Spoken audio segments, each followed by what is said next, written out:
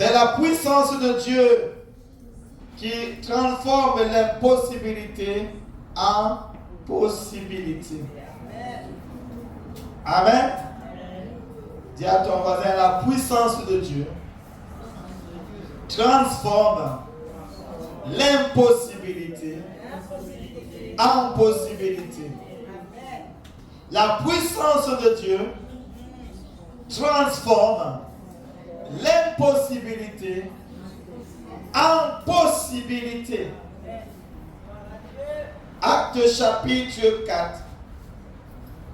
Nous lisons à partir du verset 32.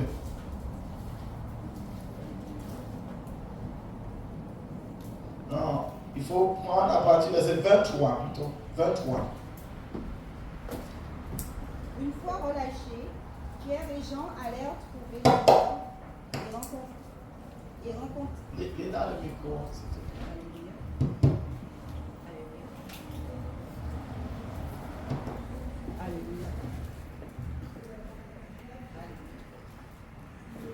Une fois relâchés, Pierre et Jean allèrent trouver les leurs et racontèrent tout ce que les chefs des prêtres et les anciens leur avaient dit. Maintenant, arrête.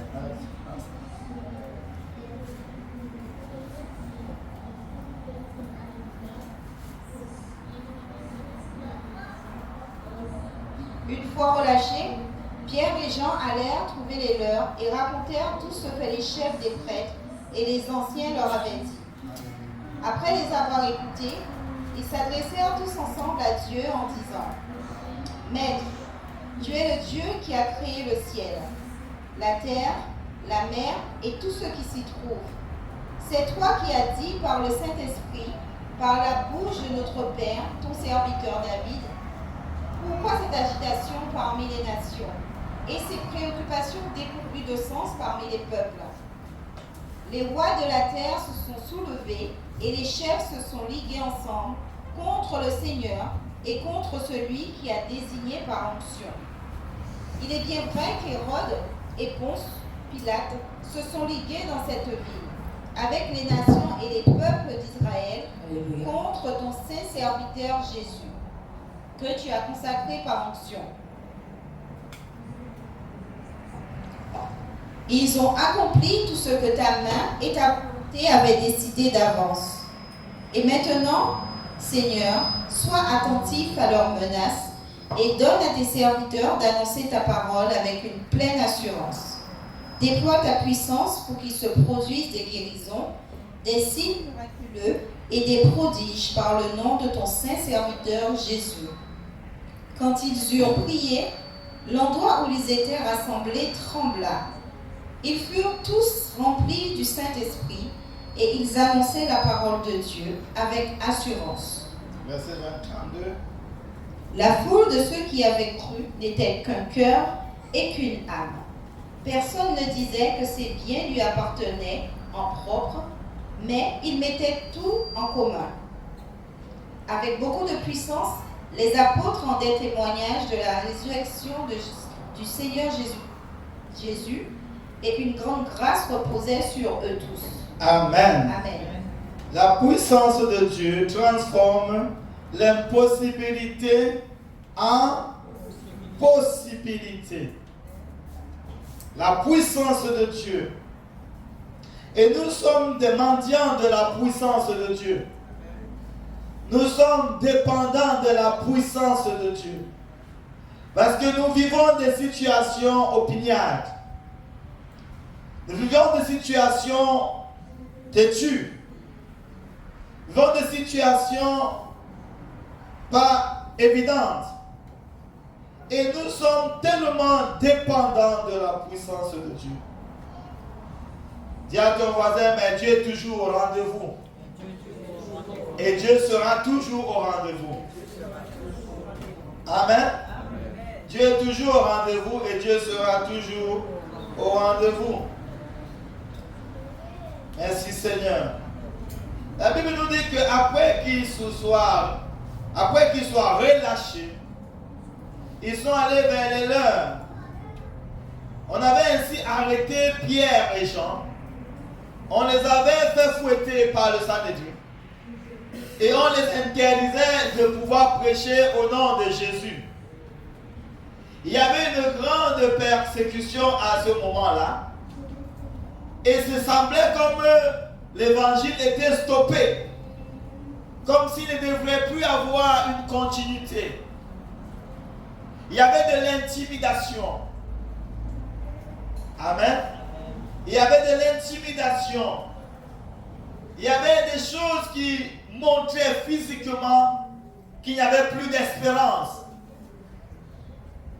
Est-ce que nous sommes ensemble? Amen. Et ce n'était pas simplement une persécution intérieure. C'était également une persécution extérieure. C'était des guet-apens et des pressions très très fortes. Parfois, on a des persécutions entre églises ou entre frères et sœurs. Mais ce n'était pas une persécution entre chrétiens ou entre familles. C'était une persécution étatique. Est-ce que nous sommes ensemble? Et c'était tellement terrible que personne n'osait parler de Jésus. Et ceux qui parlaient, qui essayaient, étaient comment pourchassés, mis en prison et certains tués. Et mes bien-aimés, il y avait de l'angoisse. Parce que lorsqu'on est oppressé, on est angoissé. Lorsqu'on est oppressé, on a tendance à stopper le zèle, à stopper la détermination. La Bible dit que l'oppression rend insensé le sage. Est-ce que nous sommes ensemble? L'oppression, ça rend insensé le sage. Par la pression du nez, le sang coule. Et la pression est une arme fatale entre les mains de l'ennemi pour disperser. Pour disperser. Dans le livre de Zacharie, chapitre 1er, verset 18, la Bible nous dit ceci. Il y a des cornes qui se sont levées contre Juda. Il y a des cornes qui se sont levées contre Israël. Des cornes qui se sont levées contre Jérusalem. De sorte que nul ne lève le doigt. Ces cornes sont redoutables. Terribles. Qu'il n'y a personne même qui ose lever le doigt. Ce sont levés ces cornes-là pour effrayer, pour intimider, pour disperser. Mais gloire soit à Dieu, parce que la Bible nous dit que Dieu a aussi levé 4 forgerons. Alléluia. L'ennemi fait, mais notre Dieu il fait aussi. Amen. Notre Dieu il fait aussi. Et nous ferons l'œuvre de l'Éternel sur la terre des vivants. Quelqu'un dit, je verrai l'œuvre de l'Éternel. Je verrai l'œuvre de l'Éternel sur la terre des vivants. C'est vrai que lorsque les bien-aimés nous sommes oppressés, c'est comme si les choses ne vont jamais changer. Amen. Hello? Quand nous sommes oppressés, c'est comme si c'était fini. Il n'y a plus une autre issue. Mais la parole de Dieu nous dit ceci. Il n'y a pas une preuve qui soit venue au-dessus de vos forces. Et Dieu qui est fidèle ne permettra pas que vous soyez éprouvés au-delà de vos forces.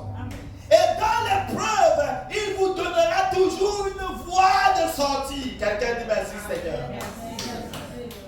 Il y a une voie de sortie, bien-aimé. Et la voie de sortie, ce n'est pas ton cousin, ce n'est pas ton neveu, ce n'est pas ton frère, ce n'est pas ta soeur, ce n'est pas les filons, ce n'est même pas ton pasteur. C'est la puissance de Dieu. Amen. Quelqu'un dit ma voie de sortie. Ma voie de sortie. C'est la puissance de Dieu. Je m'attends à la puissance de Dieu pour m'en sortir. Est-ce que quelqu'un avec moi? Amen. La voie de sortie, ce n'est pas en promenant les regards inquiets. La voie de sortie, ce n'est pas en s'appuyant sur la chair ou sur la capacité humaine. Ma voie de sortie, c'est la puissance de Dieu. Quelqu'un dit, ma voie de sortie, c'est la puissance de Dieu. Je compte sur la puissance de Dieu pour m'en sortir. Et je vais m'en sortir. Quelqu'un dit, je vais m'en sortir. Je vais m'en sortir. Coûte que coûte. Je vais m'en sortir. Et dit, coûte que coûte. Je vais m'en sortir. Et c'est je compte sur la puissance de Dieu. Alléluia. Moi je compte sur la puissance de Dieu. Et c'est pourquoi ici, dans Actes chapitre 4, la Bible dit qu'après qu'ils se soient, après qu'on les ait relâchés, ils sont allés vers les leurs. Bien-aimés, l'église doit être un lieu de refuge. Les frères et sœurs doivent être des lieux de refuge. Pour que lorsque tu es oppressé, tu peux aller voir un frère, voir une sœur, pour t'encourager. Est-ce que nous sommes ensemble? Deux valent mieux que un. Ils sont allés vers les leurs. Et ils ne sont pas allés vers les leurs pour raconter combien l'oppression est fort. Ils ne sont pas allés vers les leurs pour pleurer ensemble. Ils ne sont pas allés vers les leurs pour se lamenter et organiser des stratégies humaines pour s'en sortir. Hello? Il y a un vrai acharnement démoniaque contre le peuple de Dieu. Est-ce que quelqu'un veut moi? Et il y a des hommes, l'acharnement est tellement terrible. Parfois, certains le vivent à l'intérieur d'eux-mêmes. D'autres le vivent à l'extérieur. Est-ce que nous sommes ensemble? Ceux qui ne vivent pas l'oppression intérieure, le vivent quand même de manière extérieure. Est-ce que nous sommes ensemble? D'autres sont tués physiquement. D'autres sont tués émotionnellement. D'autres sont affaiblis. Sont affaiblis dans leur élan, dans leur zèle, dans leur détermination. Mais tout compte fait, c'est la même oppression qui agit de différentes manières. Alléluia. Et quand cette oppression agit, quand tu regardes autour de toi, il semble qu'il n'y ait pas d'issue.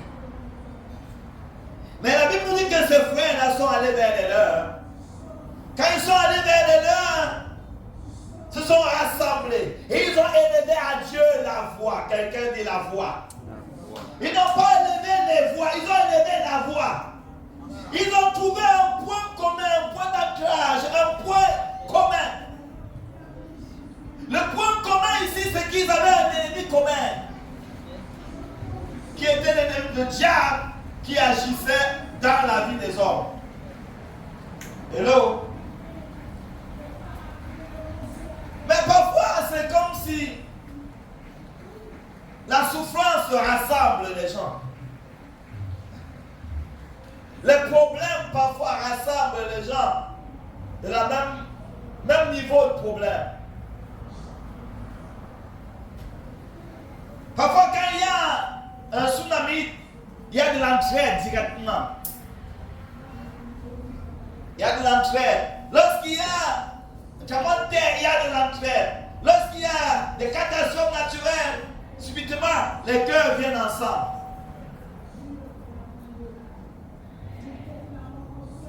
Parce qu'on commence à avoir le même problème.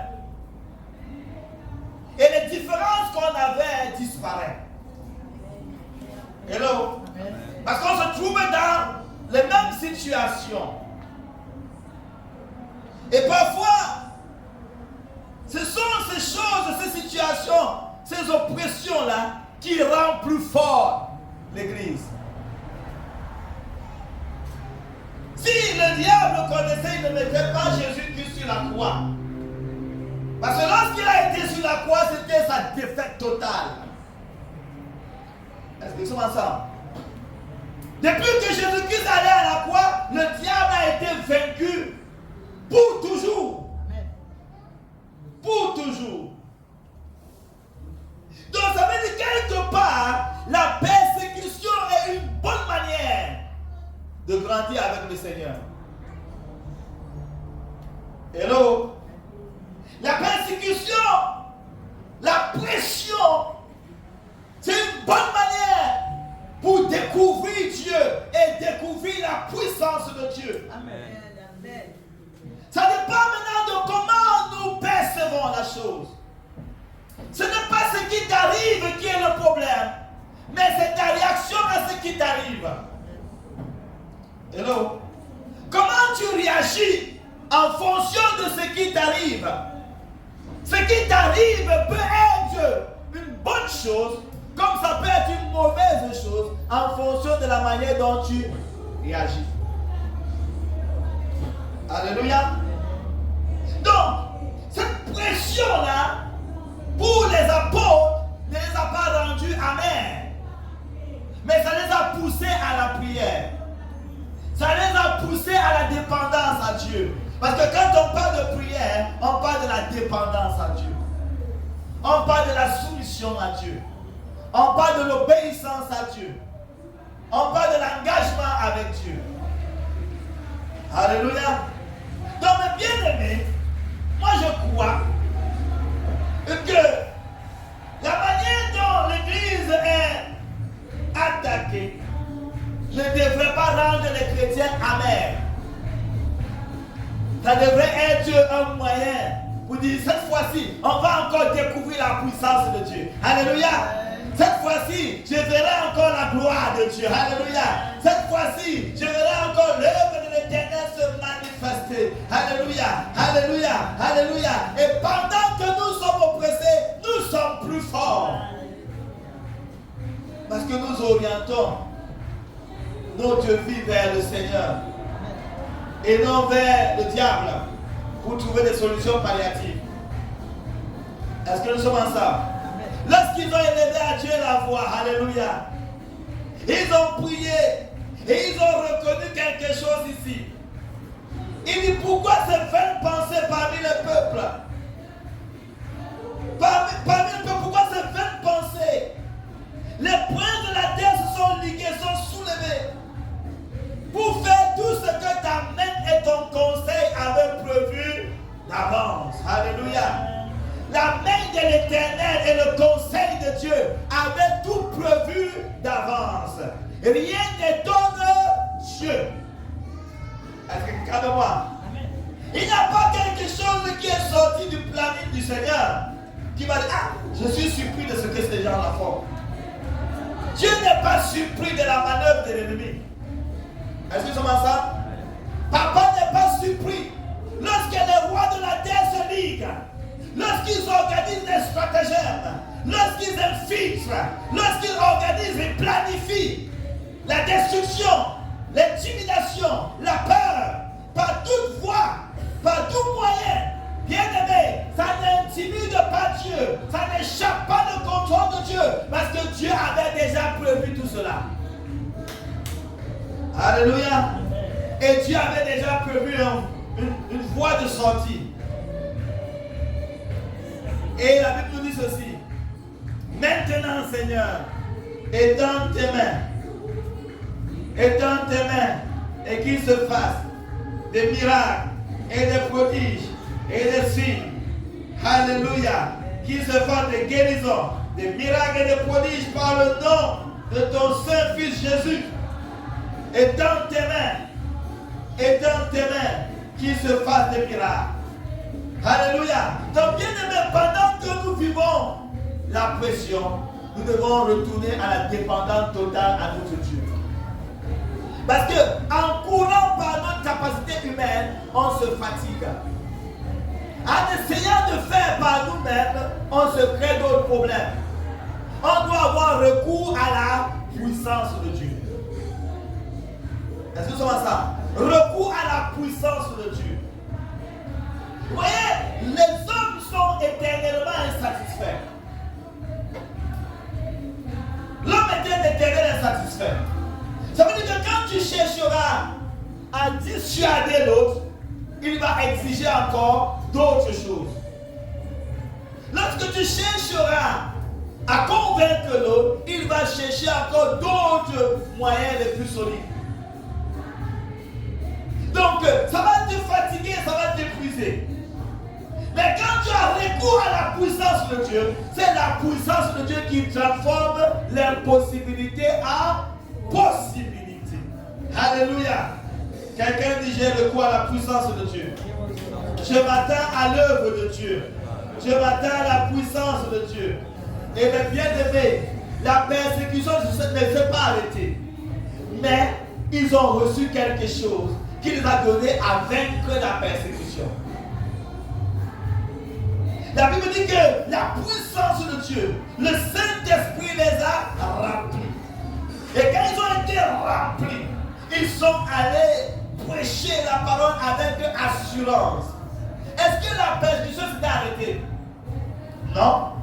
Mais ils ont reçu quelque chose qui les a donné à vaincre la persécution.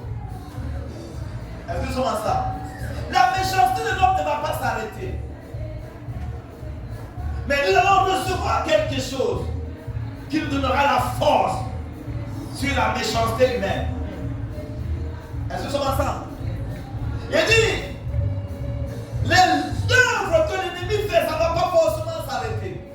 Mais nous aurons une puissance, quelque chose qui nous donnera à vaincre, à surmonter, à dépasser, à aller au-delà. Est-ce que c'est vraiment ça? Alléluia. C'est ce que nous voyons dans Actes, chapitre 4. Alors on a lu de Joël, mes bien-aimés. L'Éternel, c'est l'Éternel. Le livre de Joël, je veux dire, l'Éternel, c'est l'Éternel. Dieu est Dieu. L'Éternel est éternel. Dans cette situation, nous verrons Dieu se prouver être Dieu. Il va le faire encore. Parce qu'il est fidèle. Il est fidèle, notre Dieu. Il va le faire encore. Joël chapitre 1er, on va lire du premier verset au verset 7. Joël chapitre 1er, verset 1er nous dit: écoutez ceci, anciens, prêtez l'oreille, vous tous habitants du pays. Est-il déjà arrivé à quelque chose de pareil durant votre vie, ou seul de vos ancêtres? Racontez-le avec vos enfants, que vos enfants le racontent à leurs enfants, et leurs enfants à la génération qui suivra. Ce qu'a laissé la chenille, la sauterelle l'a dévoré. Ce qu'a laissé la sauterelle, le grillon l'a dévoré. Ce qu'a laissé le grillon, le criquet l'a dévoré. Réveillez-vous, ivrognes, et pleurez, vous tous, buvez de vin. Buvez de vin, lamentez-vous, parce que le vin nouveau vous a enlevé de la bouche. En effet, un peuple est venu fondre sur mon pays. Il est puissant et innombrable. Il a les dents d'un lion, les mâchoires d'une lionne. Il a dévasté ma vigne, il a ravagé mon figuier, il l'a dépouillé, abattu. Les rameaux de la vigne ont blanchi. Lamente-toi comme la jeune femme qui s'habille d'un sac pour pleurer la fiancée de sa jeunesse. Les offrandes végétales et liquides ont disparu de la maison de l'Éternel. Les prêtres, les serviteurs de l'Éternel, sont dans le deuil. Verset 10. Les champs sont dévastés, la terre est attristée, car les blés sont détruits, le vin nouveau est perdu, l'huile est desséchée. Les laboureurs sont consternés, les vignerons se lamentent à cause du blé et de l'orge, parce que la moisson des champs est perdue. La vigne est desséchée, le figuier flétri, le grenadier, le palmier, le pommier, tous les arbres des champs sont desséchés. La joie a cessé parmi les hommes. Amen. Amen. Est-ce que nous sommes ensemble, la bien-aimée? Quand on décrit cette image-là, c'est catastrophique, n'est-ce pas? Même la terre est en train de pleurer. Et c'est ce que Romains chapitre 8 nous dit, que la terre a été soumise à la vanité, non de son grain, mais de celui qui l'a soumise. Et elle attend avec un ardent désir la révélation des fils de Dieu. Alléluia. Donc quand on décrit ici les catastrophes, il dit la vigne est ravagée. Il y a tellement de choses. Les sacrificateurs, les serviteurs de l'Éternel sont dans le deuil. Les champs sont ravagés. La terre attristée. Les blés sont détruits. Alléluia. Les laboureurs sont consternés à cause du fromage de torche. Parce que la moisson des champs est perdue. La vigne est confuse. Les figuiers languissantes. Le grenadier, le palmier, le pommier. Tous les arbres des champs sont flétris. Quand on décrit ceci, ça semble comme s'il n'y a plus d'espérance. Est-ce que nous sommes ensemble? Et aujourd'hui, ça n'a pas changé. Parfois, quand tu vas au supermarché, tu achètes une pomme, tu regardes la pomme, tu as envie de dire, c'est quoi ça? C'est ton argent qui a acheté la pomme, mais tu es effrayé de manger la pomme. Tu es effrayé de manger la pomme que toi-même tu as achetée. Tu ne sais pas si c'est vraiment une pomme ou c'est pas une pomme. Tu achètes des denrées alimentaires, tu n'es pas sûr si c'est le vrai riz ou c'est le caoutchouc. Tu bois de l'eau, tu ne sais même pas si cette eau-là est buvable ou pas.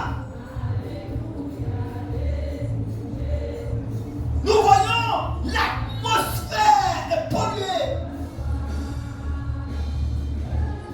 Nous vivons dans une atmosphère, même l'atmosphère est lourde.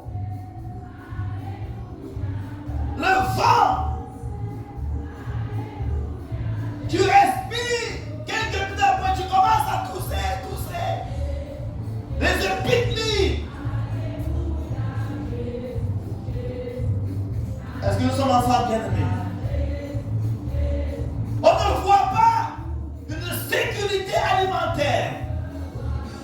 Tu envoies tes enfants à l'école, tu n'es pas sûr s'ils vont rentrer avec la même morale. Au travail, on va au travail avec une boule au ventre.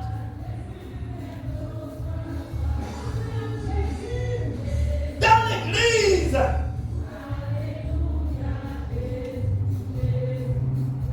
les gens sont, les offrandes et les libations ont disparu. Parce qu'il y a une grande armée qui est venue fondre contre le peuple de Dieu. Un peuple démoniaque a fondu sur le pays. Et nous le voyons, mes bien-aimés, dans le livre d'Apocalypse, chapitre 13.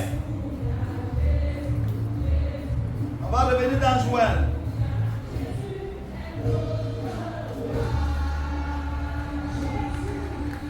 À partir du verset 1er. Puis je vis monter de la mer une bête qui avait 7 têtes et 10 cornes. Et sur ses cornes 10 diadèmes. Et sur ses têtes des noms blasphématoires. La bête que je vis ressemblait à un léopard. Ses pattes étaient comme celles d'un ours et sa gueule comme une gueule de lion.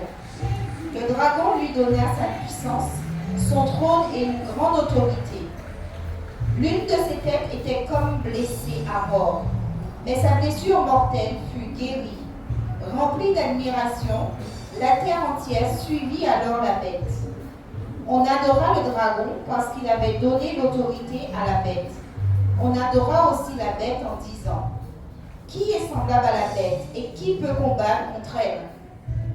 Il lui fut donné une bouche qui proférait des paroles arrogantes et des blasphèmes, et elle reçut le pouvoir de faire la guerre pendant 42 mois. Elle ouvrit la bouche pour proférer des blasphèmes contre Dieu. pour insulter son nom et son tabernacle, ceux qui habitent dans le ciel. Amen. Amen. Est-ce que nous sommes ensemble là, bien-aimés? Donc, les choses que nous vivons n'est pas un hasard. Nous ne sommes pas dans quelque chose où, mes bien-aimés, c'est un théâtre. C'est une réalité. Nous sommes dans une réalité. Dans des choses concrètes. On parle ici, mes bien-aimés, une bête qui monte de la mer. Donc il y a d'autres citoyens, d'autres êtres qui sont en mouvement sur la terre. Nous ne sommes plus seulement les humains sur la terre. Il y a d'autres êtres qui ont envahi la terre. Est-ce que nous sommes ensemble là? Il y a d'autres êtres qui ont envahi la terre. Et ces êtres qui ont envahi la terre sont venus coloniser, sont venus assujettir, sont venus détruire, écraser, terrasser, tuer, égorger, transformer la face de la terre. Et quand nous ne sommes pas conscients de ces choses-là, on entre en guerre inutile avec les humains. Mais il y a un envahisseur dont le but est de récupérer l'adoration des hommes. Il veut que tout être humain l'adore. Il veut amener l'humanité à l'adorer. Et ainsi, tous ceux-là qui acceptent son règne reçoivent des avantages et deviennent des élites qui vont davantage affermir le royaume de cette bête satanique sur la terre. Ceux qui reçoivent ces avantages deviennent les apôtres de la bête. Et c'est ainsi qu'on a les apôtres de la bête dans les communautés chrétiennes. On a les apôtres de la bête dans l'économie. On a les apôtres de la bête dans le gouvernement. On a les apôtres de la bête dans les écoles, dans les universités. On a les apôtres de la bête. Et c'est ainsi que, mes bien-aimés, les gens qui ont accepté d'être les apôtres de la bête, ils ne sont plus des humains. Est-ce que quelqu'un avec moi? Ils ne sont plus des humains. Parce qu'à voir ce qu'ils font, un humain normal, même un humain qui n'est pas chrétien ne ferait pas ça.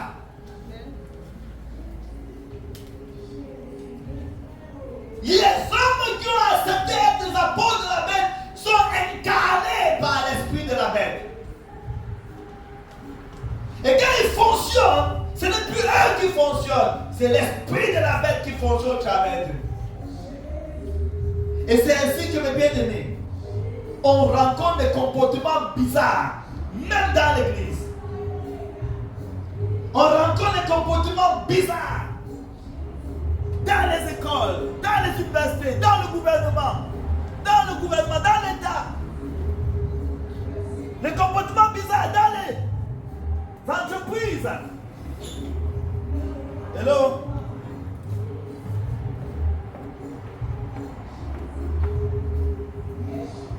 C'est ça. On rencontre des comportements bizarres. Et tu te dis que c'est mon frère, c'est ma soeur. Mais dans la réalité, peut-être que vous êtes né dans le même ventre, mais lui, il a changé. Parce qu'il s'est ouvert à être apôtre de la bête. Tu dis que nous sommes dans la même église, mais l'autre s'est ouvert à être l'apôtre de la bête. Nous sommes dans la même entreprise, mais vous n'êtes plus les mêmes. Mais le monde a changé. C'est mon collègue de travail, mais lui, tu penses voir un humain, mais puisqu'il reçoit les avantages de la bête, il s'est ouvert à l'incarnation de la bête, et Il peut tuer sans rigoler. Il peut se mettre à faire des choses que je dis, mais comment un humain peut faire des choses pareilles?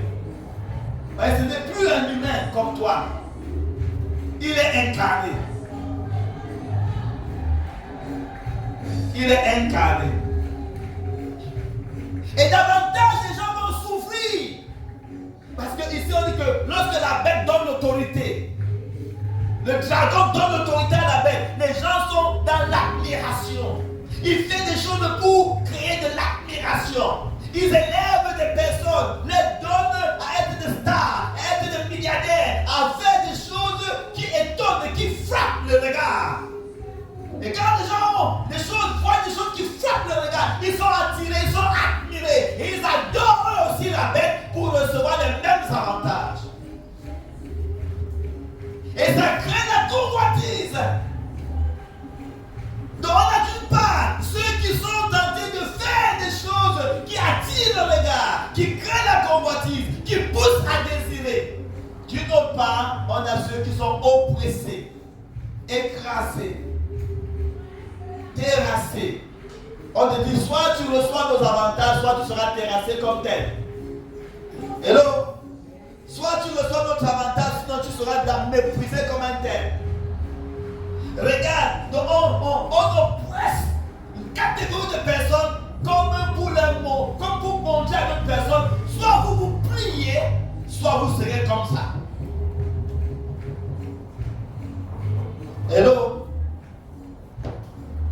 Et c'est ainsi que plusieurs qui commençaient bien commencent à lâcher. Hello? Plusieurs qui résistaient encore, qui croyaient, qui s'attendaient, qui éprouvaient, qui étaient éprouvés, mais qui prenaient courage. Plus l'oppression est grande, plus la convoitise aussi est grande, ils commencent à lâcher, à diminuer, à perdre courage et aller vers la voie la plus facile. Et c'est comme ça que le diable fait pour avoir ses adeptes. Est-ce que nous sommes ensemble? Sa méthode n'a pas changé, c'est la même méthode. Mais que c'est-il à un homme de gagner le monde et de perdre son âme? Bien-aimé, Dieu ne va pas nous laisser dans l'écrasement. Est-ce que quelqu'un est avec moi? Dieu ne va pas laisser son véritable peuple dans l'écrasement. Mais la Bible nous dit que celui qui va persévérer jusqu'à la fin, là, c'est lui là qui sera sauvé. Donc il y a quelque chose que son peuple doit avoir. L'esprit de persévérance, l'esprit d'endurance, l'esprit de dépendance. Moi j'endure, je persévère, je m'attends à l'Éternel, je m'accroche jusqu'à ce que le Seigneur fasse. Et il va faire. C'est pourquoi dans le livre d'Apocalypse, on parle des vainqueurs. Le vainqueur, c'est celui qui a payé un prix. Est-ce que tu veux être parmi la liste des vainqueurs?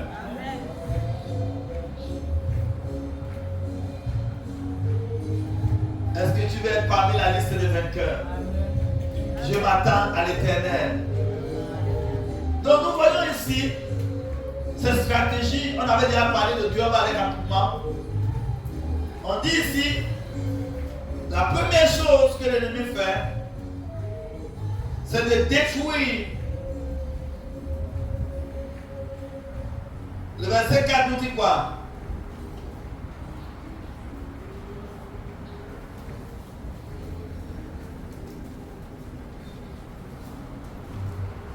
Le verset 4.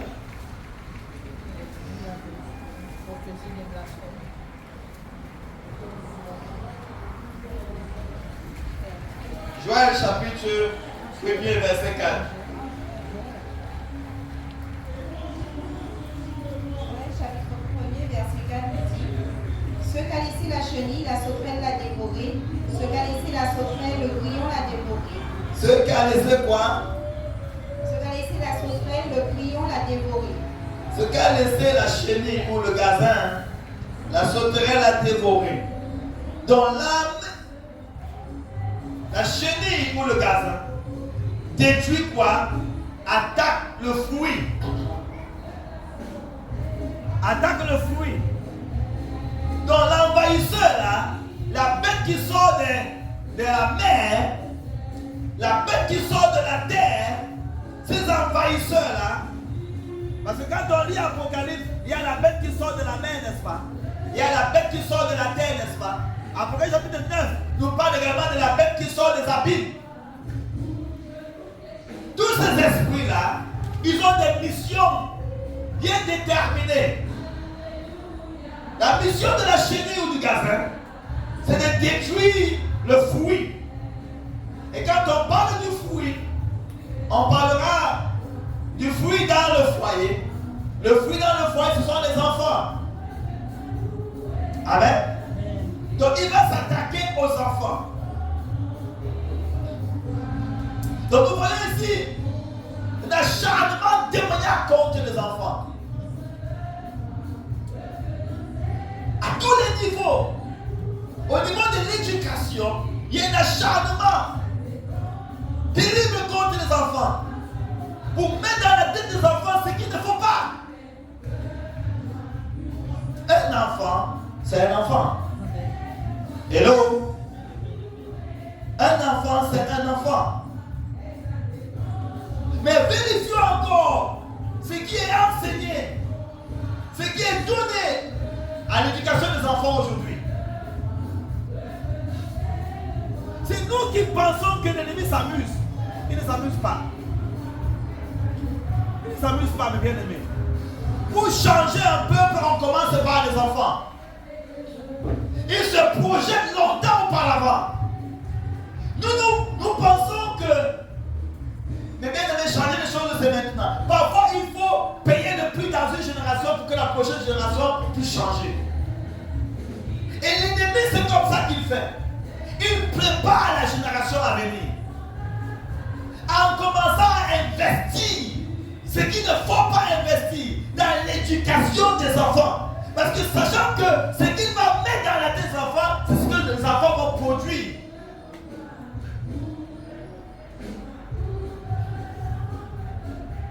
Dans les années à venir. Mais bien aimé, lorsque dans le livre d'Exode, le Seigneur a réclamé le premier-né des enfants hébreux et tué le premier-né, les bien-aimés des Égyptiens, c'était pour éradiquer l'esprit de l'esclavage. Parce que les enfants égyptiens qui devaient grandir avec l'esprit du maître esclavagiste, c'est eux qui devaient continuer à perpétuer l'esclavage. Et les enfants hébreux qui devaient grandir avec l'esprit, la mentalité d'esclave, c'est eux qui devaient continuer à se soumettre à cet esprit de la mentalité d'esclave. Et Dieu a dit quoi? Donnez-moi vos premiers-nés pour qu'ils prennent naissance en moi, prennent naissance dans ma nature, dans ma puissance, dans ma capacité, pour qu'ils ne soient plus complexés, mais qu'ils sachent que c'est à moi qu'ils fonctionnent. Et c'est à moi qu'ils sont nés. Et en éradiquant les enfants premiers-nés des Égyptiens, vous voulez dire que l'esclavage était terminé. Parce qu'il ne devrait plus avoir ceux qui devaient perpétuer cet esclavage-là. Donc nous voyons ici enfant contre enfant. Est-ce que quelqu'un veut voir? Miser sur l'éducation des enfants qui vont être capables de mettre de contrecarrer ce que l'ennemi va injecter dans le cœur des autres enfants. Et c'est pourquoi les parents chrétiens devraient, mes bien-aimés, imposer à leurs enfants d'être dans l'église.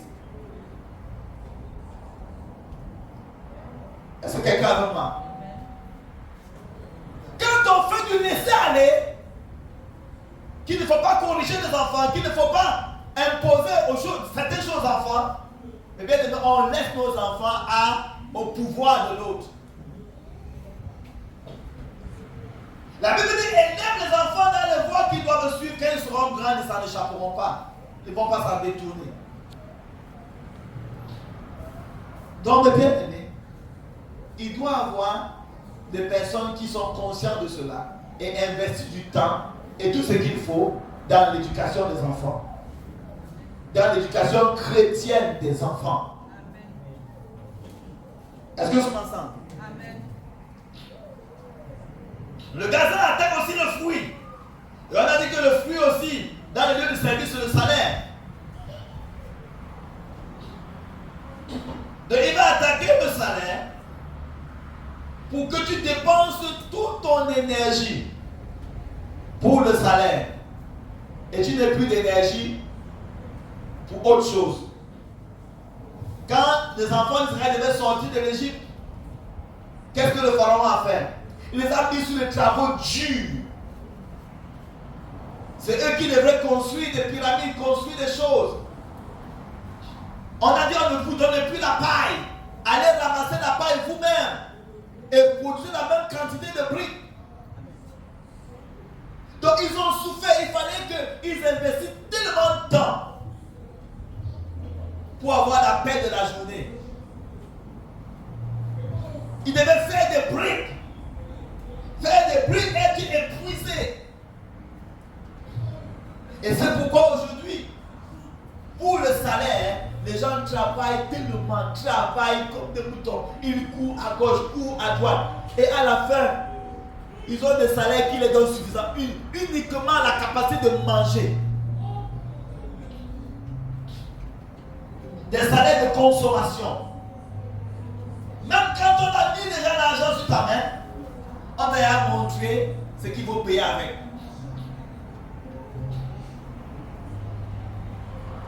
On a calculé l'argent qu'on met entre tes mains. Pour qu'après que tu aies eu l'argent, on sait ce que tu vas faire avec. Et après tu n'en auras plus rien. Il faudra que tu retournes travailler. Et c'est ainsi chaque jour, pour maintenir les gens dans une routine, pour qu'ils ne pensent pas à ce qui va arriver. Est-ce que quelqu'un veut pas? Ils ne réfléchissent pas à ce qui va arriver. Les gens sont dans une routine de travail de sorte qu'ils ne pensent pas à autre chose. Ils sont mêlés. Il y a cette routine de travail, il y a aussi la routine des fêtes. Par exemple, janvier, Saint-Sylvestre. Février, carnaval. Mars, c'est quoi? Toujours carnaval. Après, avril, Pâques. On célèbre les œufs et les crabes. Et puis mai, les fériés. Fête. Et puis juin, il y a Pentecôte, il y a aussi Fête des mères. fête des pères, fête des mères. Et puis juillet, c'est la grande fête puisque c'est le congé. Juillet, août, 14 juillet. 14 juillet, toujours fête.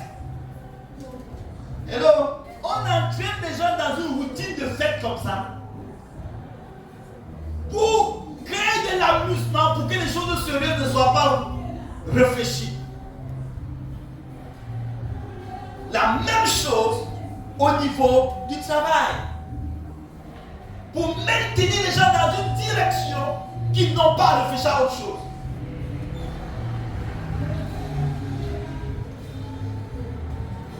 On prend les heures qu'on devrait donner pour Dieu et travailler pour son âme, travailler pour son salut, travailler pour sa destinée. On le découpe en 20. Avant, on pouvait être à l'église pendant 5 heures de temps. Même 3 heures de temps, les gens ne supportent plus. 2 heures de temps, les gens ne supportent plus. Donc c'est Dieu qui doit s'adapter au programme des hommes. Ce ne sont pas les hommes qui doivent s'adapter au programme de Dieu.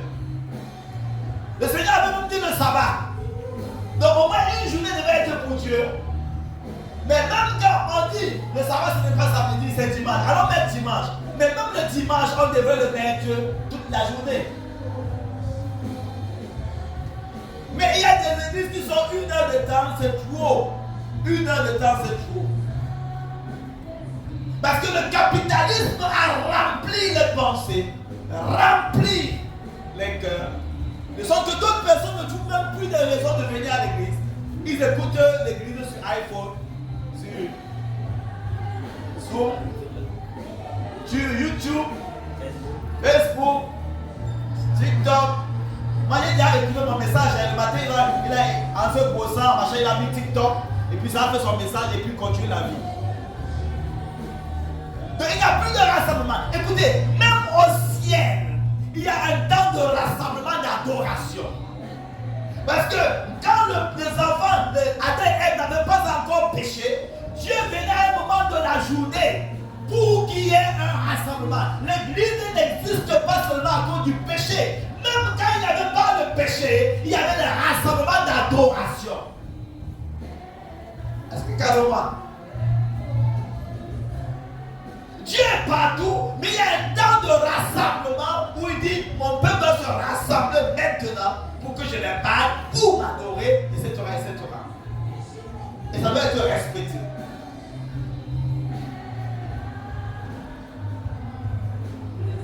Hello? Dieu prend 10%, Babylone prend 90%. Et même les 10% que Dieu demande, Dieu veut donner ça à Babylone toujours.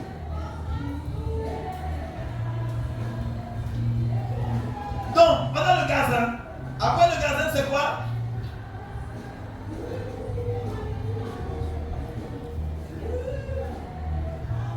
Ce qu'a laissé la chenille, la sauterelle, la dévorée. La sauterelle attaque quoi? Les feuilles. Ce qu'a laissé la sauterelle, le grillon, la dévorée. Ah ben c'est bon. La sauterelle attaque les feuilles. Et dans Apocalypse chapitre 22, verset 2 à 4, la Bible nous dit que il y a ces feuilles-là qui servent à la guérison. Donc, quand nous avons travaillé, il nous a épuisés dans le travail, il détruit notre santé. Mais il y a des puissants des ténèbres qui sont sophistiqués pour relâcher différentes formes de maladies. Donc quand les gens ne travaillent pas, ne sont pas acharnés dans le travail, ils sont malades. Ils sont malades. Et regardez ce qui se passe. Pourquoi je n'ai pas venu à l'église? Ah, j'étais au travail. Pourquoi je n'ai pas venu? Ah, j'étais malade. C'est ça. Donc, lorsqu'il n'attaque pas les gens en les occupant par le travail, il les fragilise par la maladie. Et tout cela c'est organisé. Il n'y a pas d'hasard derrière, bien aimé. C'est calculé, c'est planifié. Il attaque la santé. Il attaque la santé.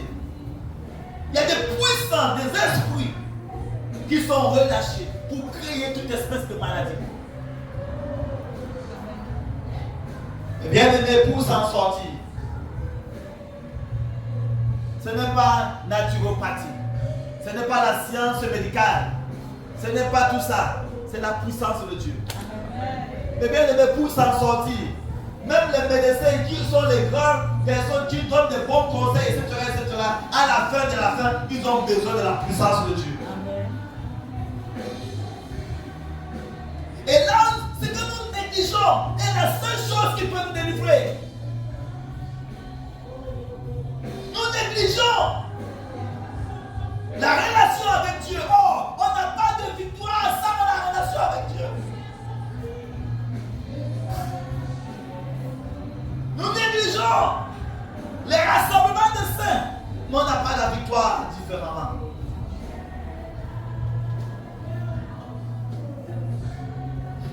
La sauterelle attaque les feuilles. Et les feuilles parlent de la guérison. Que la puissance de Dieu, mais bien aimé, nous donne à pouvoir vaincre les esprits de chenilles, de gazins. Que la puissance de Dieu soit relâchée pour donner la victoire sur les chenilles. La victoire sur les sauterelles. Tu peux vivre dans une atmosphère contaminée, mais Dieu te préserve et te garde.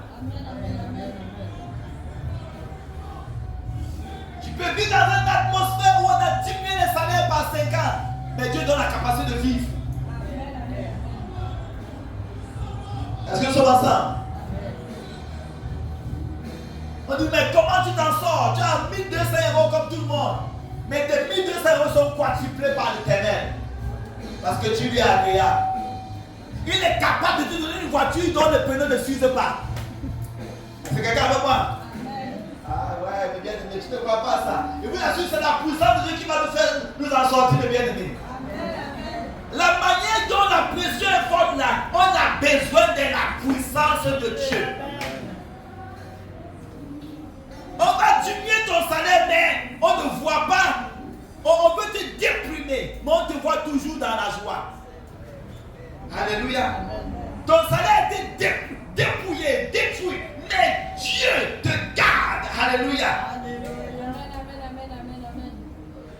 Dieu est capable de te garder, bien-aimé, compte sur la puissance de Dieu. Dieu est capable. Alléluia. Il est capable. Où on enseigne ce qu'il ne faut pas enseigner à l'école. Tes enfants y vont. Mais Dieu garde leur mémoire, garde leur cœur pour qu'ils ne se laissent pas contaminer. Dieu les donne de vaincre. Nous avons besoin de la puissance de Dieu. On libère tout esprit de maladie. On veut que tout le monde soit malade, affaibli. Que personne n'ait le cœur pour Dieu, parce que tous sont malades. On ne peut plus faire quoi que ce soit parce qu'on est affaibli dans la santé. Mais Dieu est capable, bien-aimé, de régénérer tes cellules. Amen. Alléluia. Il est capable de régénérer tes cellules. Il est capable, mes bien-aimés, de régénérer tes cellules, de donner la santé d'en haut. C'est pourquoi on a besoin de la puissance de Dieu. Mais si on utilise des techniques naturelles, oui, la morale c'est bien. Oui, la discipline c'est bien. Oui, toutes les choses naturelles là c'est bien. Manger sainement, manger bio c'est bien. Mais mes bien-aimés, qui vous a parlé du bio là? La terre est polluée, l'air est pollué, l'eau est polluée. Donne-moi le bio.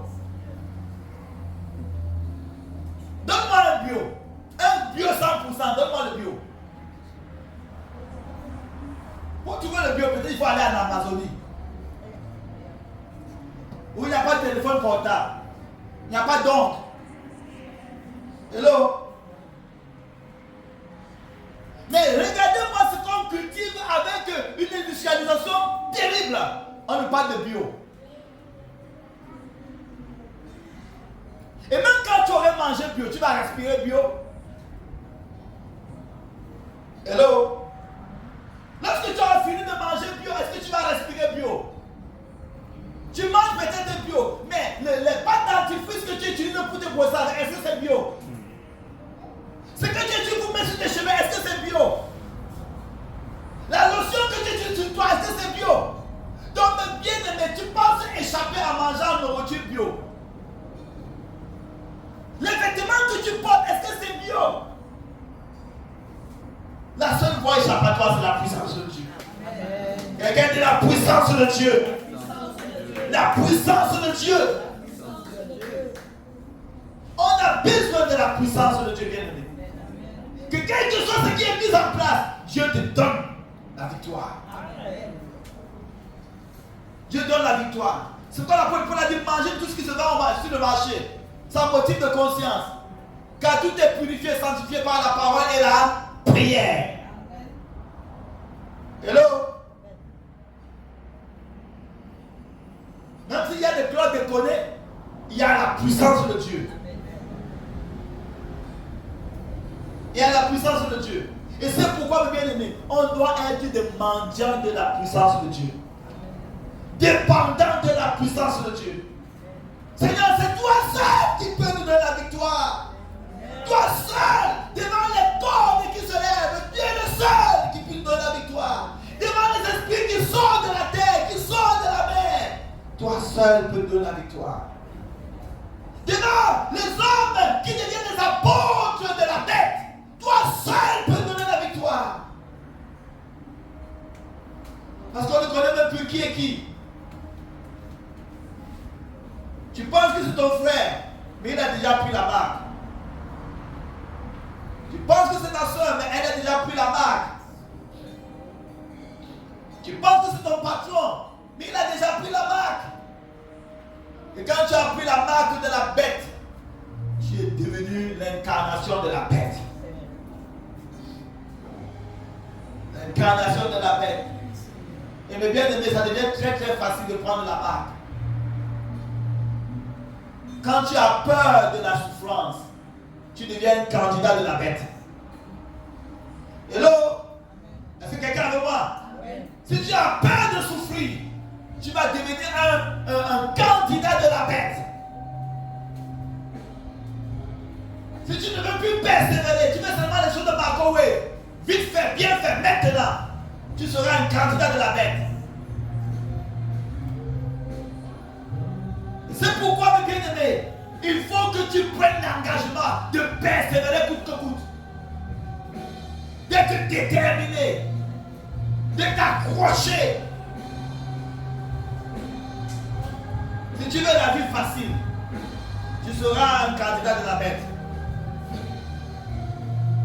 Et plusieurs ont opté pour être. Ils ont perdu la vie. Ils pensent vivre, mais ils l'ont déjà perdu. Parce que quand tu deviens candidat de la bête, même ton ADN est changé. Tu as un autre ADN. Vous pensez que tu vas seulement tu vas faire ça, servir le diable, après tu vas venir te repentir à la dernière minute. Mais bien aimé, ne pense pas ça. Le diable n'est pas un fou. Quand tu as pris un chemin pour servir le diable, c'est fini. Mais par les gens qui pensent qu'ils vont servir le diable, après ils vont venir se repentir à la dernière minute. Mais bien aimé, le diable n'est pas fou.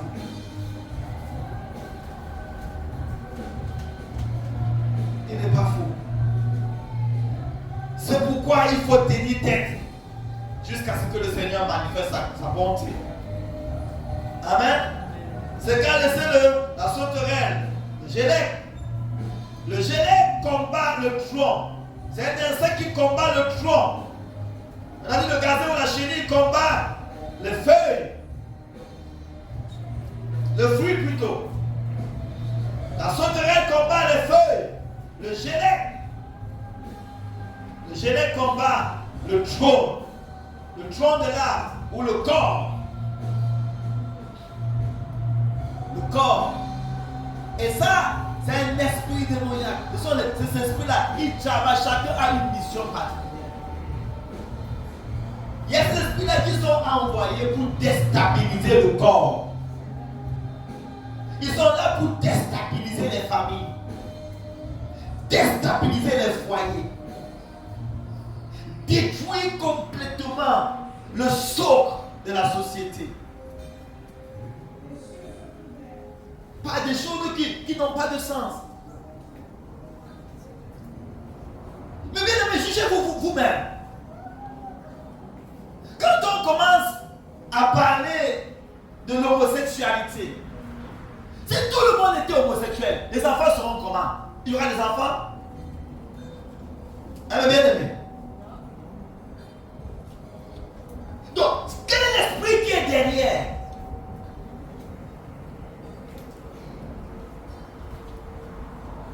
Quel est l'esprit qui est derrière? Il y a la loi de la conscience. Si tu veux faire des affaires, fais tes affaires. Mais ne m'impose pas tes affaires. J'ai aussi une conscience. Est-ce que quelqu'un est avec moi? Il y a une loi de conscience. Nous sommes libres. Tu es libre de faire ce que tu veux faire, mais je suis aussi libre de refuser ce que je pense pas bien. Est-ce que nous sommes ensemble? Je ne veux pas faire de ta liberté un libertinage et m'imposer de changer ma conscience. Non. Donc, lorsqu'on libère de telle idéologie, on veut détruire le socle de la famille. c'est l'esprit de Gélec. Le Gélec s'attaque aux familles. Hello? Le Gélec. Ce sont ces esprits-là, ces démons-là qui montent de la mer, qui montent de la terre pour attaquer tout ce qui fait famille, qui fait tronc. Parce que c'est le tronc qui soutient quoi? Les feuilles, les branches, etc. Les fruits. Les fruits même. S'il n'y a pas de tronc, mais il n'y a pas de feuilles, il n'y a pas de branches, il n'y a pas de fruits. C'est le corps. Je dis que je suis le corps. Je suis là. Alléluia. Donc, lorsque on déstabilise le rassemblement, on déstabilise l'unité, ça veut dire qu'on est en train de tuer la génération à venir. Donc, il y a des esprits là qui sont en train de vouloir refuser toute forme de rassemblement, toute forme d'unité. Ça combat l'unité. Même quand il y a l'unité des syndicats, il y a tout qui est mis en place pour corrompre cette unité-là. Lorsqu'il y a l'unité des familles, tout est mis en place pour détruire cette unité-là. Lorsque l'unité de l'église veut se mettre en place, tout est mis en place pour détruire l'unité de l'église. Soit par les infiltrés, soit pour pouvoir étiqueter l'unité par tout autre nom, par toute espèce de nom, pour qu'il n'y ait pas d'unité. Dès que tu commences à vouloir te parler bien avec quelqu'un, tu commences à vouloir s'unir avec quelqu'un, il y a des choses qui sont mises en place pour vous déstabiliser.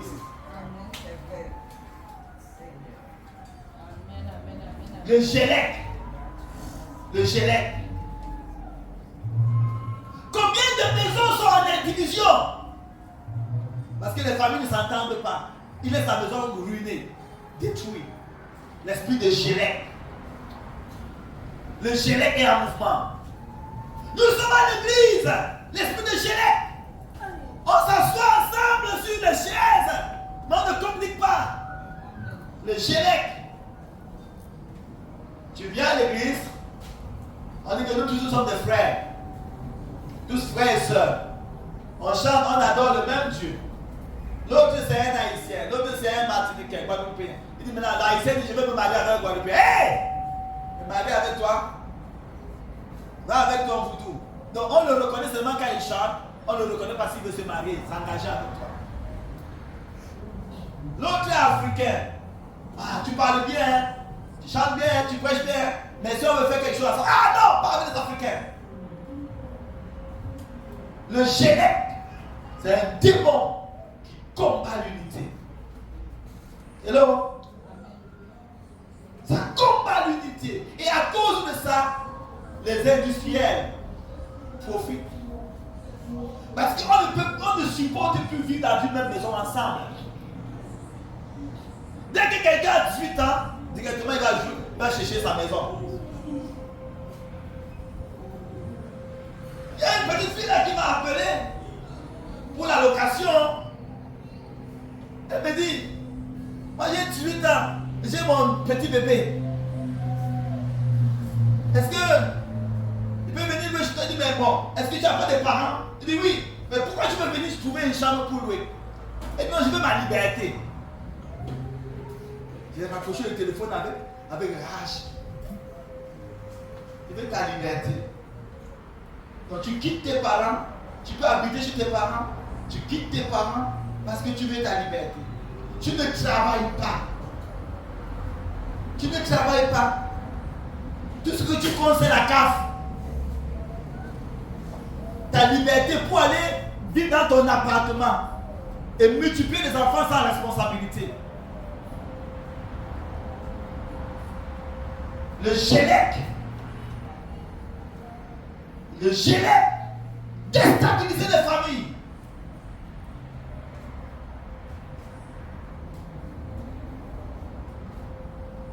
Le Gélec. Et même les parents parfois n'aident pas dans ça.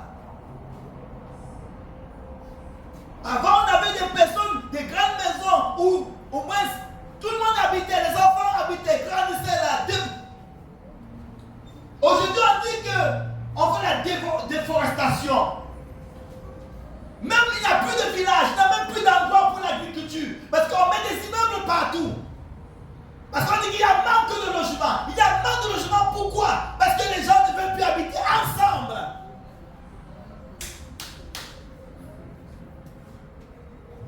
Les gens ne veulent plus habiter ensemble. Les gens ne se supportent plus. Le gilet est en mouvement. Est-ce que quelqu'un est avec moi? Si tu veux aller habiter toi-même, ne compte pas sur la CAF. Si tu travailles, ne compte pas sur avoir un bébé pour avoir l'argent. C'est quelle sorcellerie ça? Bien-aimé, la parole de Dieu c'est la vérité. Il y a un esprit là de génie pour déstabiliser les familles. Ruiner les familles. On a des familles qui pouvaient s'unir dans l'unité. 5 personnes dans une famille. Qu'est-ce qui fait que vous ne pouvez pas mettre l'argent ensemble, faire une SCI, construire un immeuble et chacun prend une chambre ou un appartement? Mais à cause de la division, les membres de 5 personnes, 5 familles, 5 enfants issus du même ventre, des mêmes parents, l'autre loue pas 5 minutes à louer. Il loue dans le même secteur. 1000 euros, l'autre loue 300 euros, l'autre loue 500 euros, l'autre loue 800 euros. Pourquoi vous êtes de la même famille? Pourquoi ne pas vous rassembler? Prendre l'argent des locations là, constituer une société et construire une maison et habiter tous ensemble. Qu'est-ce qui empêche? Ça ferait qu'on ne construise pas 5 maisons, mais qu'il y a une seule maison et tout le monde y habite. Le GENEC est en action. Le GENEC est en action. On devrait avoir des visions communes qui devraient nous délivrer du manque. Tout le monde veut avoir sa voiture. Je suis allé dans une maison, dans une famille de 3 personnes, j'ai vu 9 voitures. Je me demandais s'ils vendaient des voitures. 3 personnes, 9 voitures. 9 voitures, 3 personnes. J'étais au Lamentin pendant que j'accompagne mon épouse au travail à Mondalo. Nous sommes en train de conduire pour aller avec mon épouse. Je vois des gens sont là, des voitures de 7 places, une personne. Voiture de 5 places, une personne. Et tous vont vers la même direction. Et il y a l'embouteillage. Pourquoi cet embouteillage-là? Parce que tout le monde veut avoir sa voiture. On élargit les routes, il y a toujours l'embouteillage.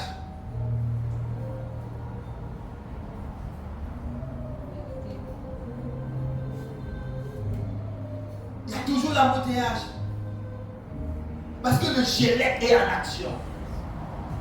Et il y a des industriels, il y a des élites qui adorent, comme on vous a dit là, ils adorent la bête pour avoir les avantages du GELEC, les avantages des démons qui relâchent ces esprits-là pour créer la division. Parce que quand il y a la division, lorsqu'il y a la séparation, lorsqu'il y a l'éloignement, l'économie des industriels augmente. Hello?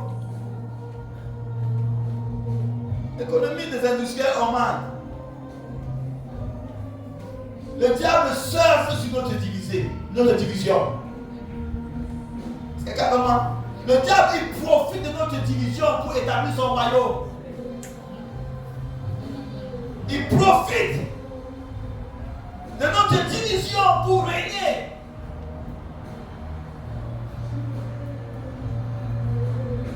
Pour régner. Associez tous connexion que vous êtes des disciples. Si vous avez l'amour pour les uns, pour les autres. Quand nous devenons un, on montre l'unicité de Dieu.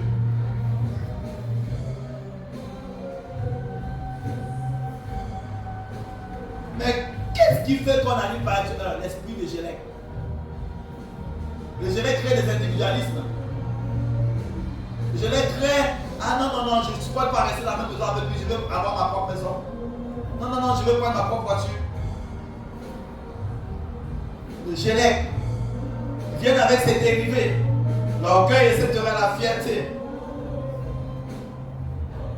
Seigneur, fais-nous miséricorde. Après le Gélec, c'est quoi? Le asile. Le asile attaque la racine. La racine. Ça attaque les racines. Le asile attaque les racines. Et les racines parlent de l'identité. L'identité.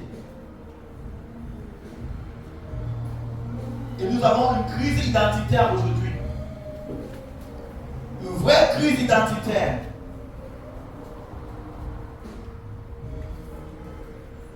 Les gens ne sont plus bien dans leur peau. La femme n'est plus bien dans sa peau, elle veut devenir un homme. L'homme n'est plus bien dans sa peau, il veut devenir une femme. L'enfant n'est plus bien dans sa peau, il veut devenir un adulte. L'adulte n'est plus bien dans sa peau, il veut devenir un enfant. C'est pas là des pédophiles. Des adultes qui deviennent des enfants. Des enfants qui courent après des adultes.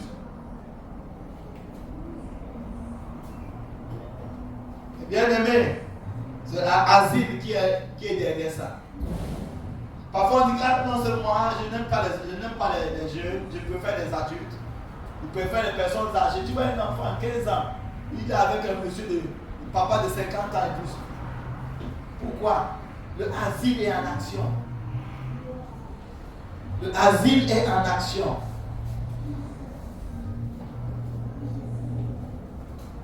Des jeunes garçons de 20 ans veulent se marier chercher des relations avec des personnes de 70 ans. Le asile est en action. Est-ce que quelqu'un avec moi? On va dire non, non, ils veulent c'est l'argent. Mais il y a le asile, il y a un esprit derrière. Il y a un esprit derrière.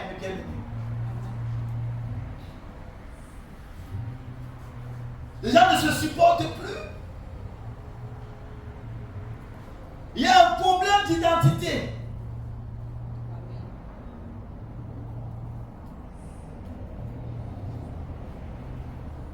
On a fait un mix, on a fait un mélange. Le système de Babylone. Babylone veut dire confusion. Et son système veut mélanger tout. On a fait comprendre à l'autre que lui, c'est son travail. Quand on dit détermine-toi, décris-toi. Je m'appelle tel. Je travaille tel endroit. J'habite tel endroit.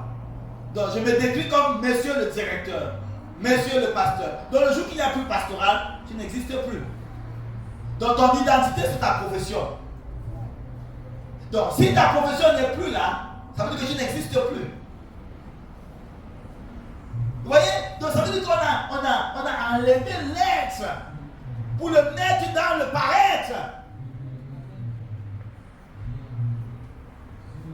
Est-ce que nous sommes ensemble là?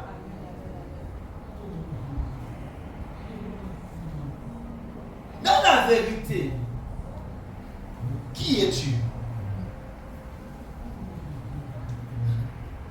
Quand on pose la question, qui es-tu? Est-ce que tu peux réellement répondre? Ce que je suis, ce n'est pas ce que tu vois. Hello? Ce que je suis, ce n'est pas ce que tu vois.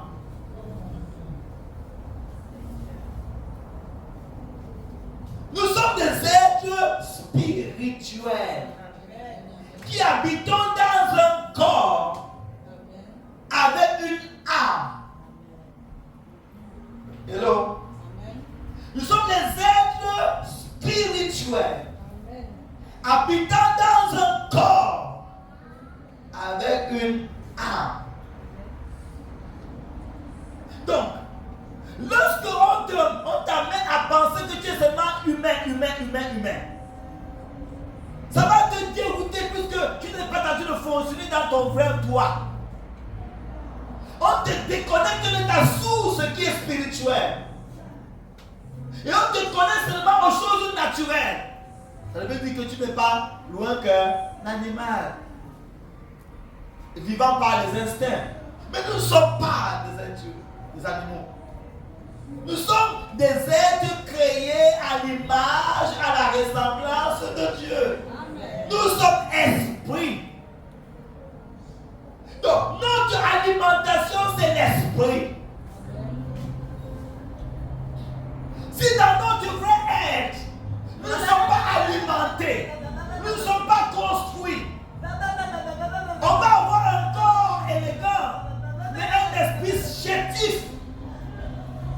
Et ce qui fait que les gens sont déstabilisés, ils se cherchent. Ils se cherchent. Parce qu'on les a déconnectés de leur source, qui est esprit. Et quand les gens sont déconnectés de cela, ils cherchent leur identité au travers de toute espèce de choses. C'est carrément. Ils cherchent leur identité dans toute espèce de choses. Que le Seigneur nous fasse grâce. Alléluia. Que le Seigneur dans sa miséricorde nous fasse grâce. Qui es-tu? Qui es-tu? L'ennemi surfe sur le manque de connaissance de qui nous sommes. Pour créer toute espèce de désordre. Le asile attaque la racine, les fondements.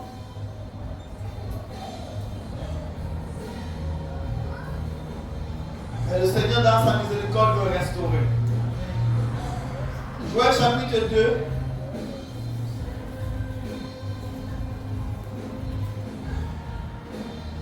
Du verset 27 à 28.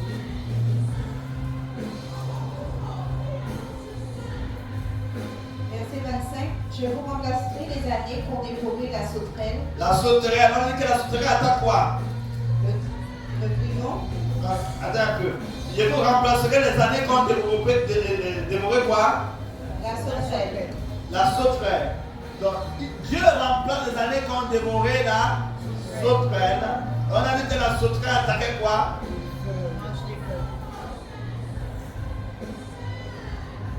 Les feuilles. Donc, le premier point, Dieu veut restaurer notre santé. Amen.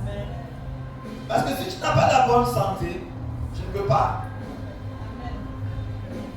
Et par ces métitudes, nous avons été guéris. On ne peut pas vraiment travailler avec le malade. Donc, quand nous venons à l'église, nous devons chercher la guérison. Il y a la provision pour la guérison. On a plusieurs formes de maladies. On a des maladies psychosomatiques. On a des maladies physiques. Et les maladies qui déstabilisent le plus sont les maladies de l'âme. Ça te dérègle.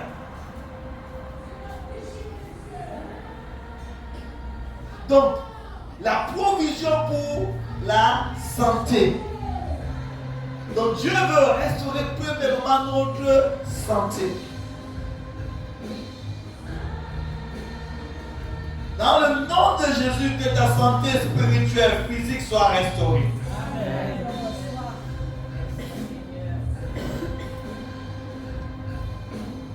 Que toute sauterelle qui s'attaque à ta santé soit jugée et exterminée au nom de Jésus. Toute sauterelle envoyée contre ta santé, quelles que soient ses voies et moyens, qu'il soit mis en arrestation, que ton périmètre soit saturé du sang de Jésus et que tu marches dans la santé divine. Le deuxième point, il dit qu'il va remplacer quoi? Le grillon. Le grillon. Le Gélec. Le Gélec. Donc, quand ta santé est restaurée, Dieu veut rassembler le corps. Mais bien aimé, cherche l'unité. Tu ne peux pas t'en sortir tout seul. Même si on te laissait sur la terre tout seul, tu ne vas pas t'en sortir. L'isolement va te détruire. L'isolement va t'écarter de la bénédiction de Dieu. Il y a des gens qui disent je suis bien tout seul. Tu n'es pas bien tout seul. Dieu même avait dit dans sa parole, il n'est pas bon que l'homme soit seul. Donc cherche l'unité avec les autres. Amen. L'unité des familles. Dieu c'est le réparateur des brèches. Il veut unir les familles. Est-ce que quelqu'un veut moi? Donc, ne te décourage pas, ne motive pas ta propre famille. Ne motive pas ta propre famille. Quel que soit le cas, quel que soit ce qui se vit dans ta famille, bénis. Bénis ta famille. Dieu a voulu que tu sortes dans cette famille-là pour que tu l'appartiennes, pour que tu sois la lumière de cette famille-là aussi. Ne motive pas ta famille, bénis ta famille. La Bible dit que celui qui maudit son père doit être lapidé. Donc nous devons bénir nos familles, prier pour l'unité. Chercher tout ce que nous pouvons chercher pour garder l'unité. Amen. Notre seule survie, c'est dans l'unité. Il faut s'unir. Amen. Quand le Seigneur a jugé les sauterelles qui s'attaquent à notre santé, maintenant, deuxième étape, cherchons l'unité. Dévie l'unité de tout ton cœur. Amen. Maintenant, si l'autre ne veut pas s'unir qu'il parle, mais que toi, de tout ton être, tu cherches l'unité. Amen. Cherche l'unité. Même quand tu es dans une entreprise, n'évolue pas tout seul. Parce que peut-être tu sembles t'en sortir. Maintenant, après un certain moment, tu as besoin des autres. Alléluia. On a toujours besoin de quelqu'un. Donc cherche l'unité. Tu peux peut-être dire que non, tel c'est un démon, tel c'est un... Prie. Oui, cherche l'unité de l'église. L'unité des frères et des sœurs. Quand le culte est fini, ne prends pas ta Bible pour partir. Quand tu vas prendre ta Bible pour partir, un jour ton pneu va être en problème. Tu auras besoin du clic de quelqu'un. Hello. Cherche l'unité.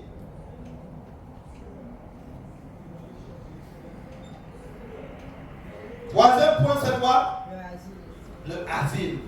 Dieu veut restaurer l'identité. Nous sommes des êtres spirituels. Nous ne nous rassemblons pas seulement autour de la nourriture, du manger, du bois corporel. Nous nous rassemblons dans les choses de l'esprit.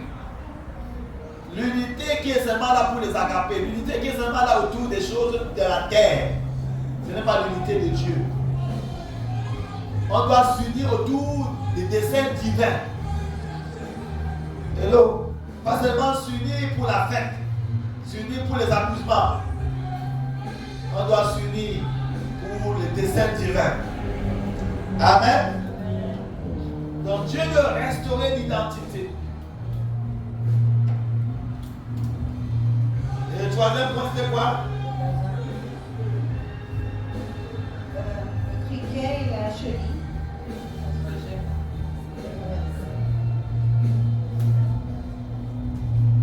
On a dit le Gélec après l'asile. Oui.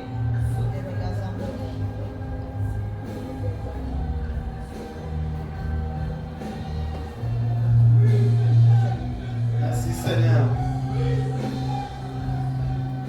Merci Seigneur.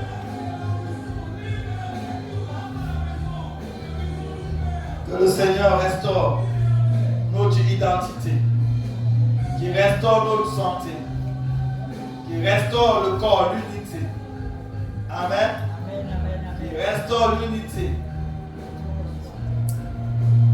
Qui restaure l'unité.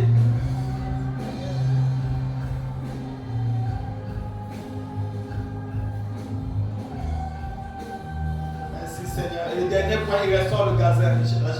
Restaure ce que le gazelle a détruit, la chenille. Restaure le fruit. Maintenant, quand nous sommes restaurés dans notre unité, on va produire des fruits qui glorifient Dieu. Amen. Nos enfants seront des enfants qui viennent de Dieu. Parce que nous sommes unis dans notre identité spirituelle. Notre salaire sera un salaire qui va glorifier Dieu. Parce que nous travaillons pas seulement pour les hommes, nous travaillons comme travaillons pour le Seigneur. Même quand l'homme pense que c'est lui qui t'emploie, non, tu travailles là-bas parce que Dieu t'a envoyé. Et Dieu saura te récompenser. Alléluia. Donc on ne cherche pas, en renversant la donne, vous dites je cherche l'argent, je cherche l'argent. L'argent va courir comme l'aigle. Et tu ne vas pas l'attraper. Il faut suivre le processus. Amen. Si tu cherches l'argent et que tu n'es pas en bonne santé, ça ne marchera pas. Hello. La manière dont Dieu a établi le processus de la restauration, il faut que nous suivons ce processus-là. Amen. Il faut que nous suivons ce processus. Il a dit, il restaure d'abord la santé. Donc, cherche la restauration de ta santé et non l'argent. Hello. Cherche à être en bonne santé. Deuxième point, il restaure le corps, l'unité. Cherche l'unité. Cherche l'unité. Troisième point, il restaure l'identité. Retrouve ton identité.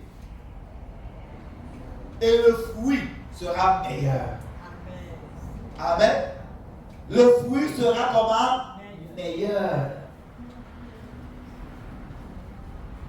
Le fruit sera meilleur. Le fruit au sein du foyer sera meilleur. Le fruit de ton travail sera meilleur parce que tu trouves ce travail-là en Dieu. Tu travailles en Dieu et non en dehors de lui. Amen. C'est ainsi que nous comptons sur la puissance de Dieu pour être restaurés. Ce n'est pas par notre propre capacité qu'on sera restauré. C'est par la puissance de Dieu. On se trouve dans les mêmes situations, embêtés par les mêmes démons, ayant fait parfois des mêmes erreurs, mais Dieu seul peut nous restaurer. On ne doit pas persévérer dans l'erreur, mais on doit retourner vers le Seigneur. Et sa puissance va nous visiter au temps convenable. Amen. Attendons-lui à lui. Attendons-nous à lui. Il va agir. Qu'il agisse le matin ou le soir, il va agir.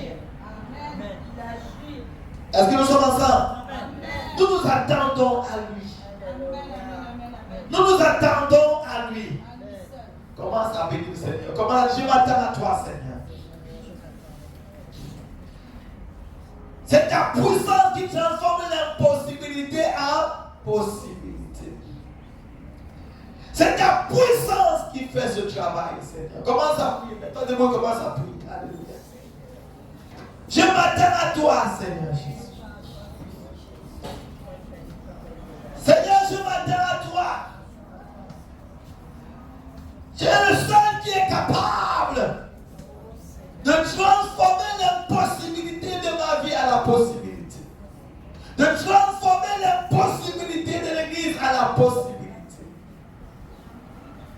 Nous comptons sur toi. Nos yeux sont sur toi. Nos attentes sont sur toi. Seigneur, ceux qui s'attendent à toi renouvellent leur force. Ils prennent du vol comme l'aigle. Seigneur, que ce matin, mon Dieu, ton Église qui s'attend à toi puisse avoir des forces renouvelées. Que chacun du plus petit au plus grand ait des forces renouvelées. Seigneur, que nous puissions prendre du vol comme l'aigle. Que rien ne nous tire en arrière, Seigneur. Donne-nous la grâce de tenir ferme devant toute forme d'adversité, sans se compromettre. Dieu d'Israël. Toi-même, tu as établi le processus de la restauration. Que ce processus de la restauration s'enclenche dans notre vie. Que ce processus de la restauration s'enclenche dans notre vie. Que personne ne soit privé de ta grâce dans ce lieu. Que personne ne soit privé de ta grâce dans ce lieu. Que le processus de la restauration s'enclenche dans notre vie. Que la santé de ton peuple soit restaurée. Que l'unité soit restaurée. Que l'identité soit restaurée. Au nom de Jésus. Que le fruit soit restauré. Que nous portons du fruit et que nos fruits demeurent. Que là où l'ennemi avait l'emprise sur nos enfants, que son emprise soit détruite. Et que Seigneur notre Père, nos enfants te sont confiés. Et tu as dit que leur ange regarde continuellement ta face. Oh Éternel, combat quiconque combat nos enfants. Assure la sécurité et la préservation de nos enfants. Que ces enfants te soient consacrés, Père. Et que dans leur génération, qu'ils fassent la différence. Dans le nom de Jésus.